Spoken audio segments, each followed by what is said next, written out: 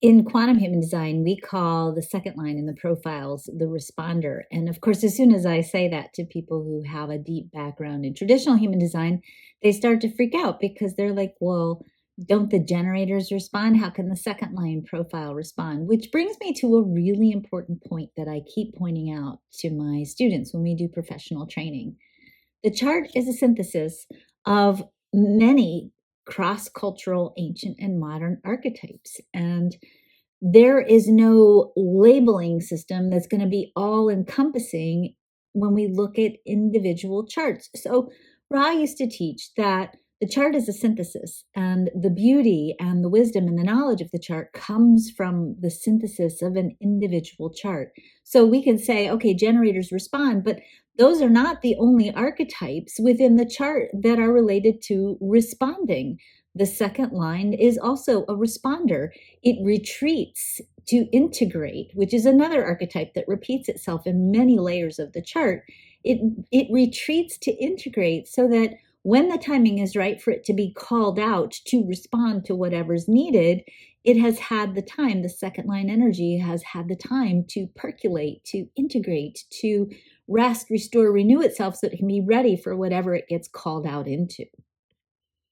The purpose of the second line is to retreat so that it can integrate, restore, restock, renew, regenerate, and be ready for whatever it gets called out into so that it can respond to whatever need it is called out to fulfilling.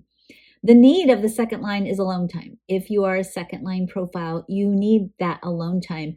Oftentimes, because I find that a lot of second line profiles are innately introverted, so they need that alone time for renewal to be ready to go back out because they are so beautifully adept, just like the fifth line, because it's a harmonious line with the fifth line. They're so adept at reading the energy, at seeing the potential, and that ability to be able to read the energy can be exhausting and depleting. So the second line has built into it a need for retreat, for renewal, so that it can be ready to respond to whatever it gets called out to. It also needs that alone time so that it can integrate whatever it needs to learn so that it's ready. The drive for the second line profile is the drive for balance. They have to find that place, that balance between that alone time, that retreat, that hermetic energy, and that need to go out into the world. The fear of the second line is the fear that if they take that time, they'll disappear, that they'll drop off of everybody's radar, that they'll become isolated and really truly live out sort of that extreme expression of the hermit. And while they can have fantasies about, oh, wouldn't that be lovely?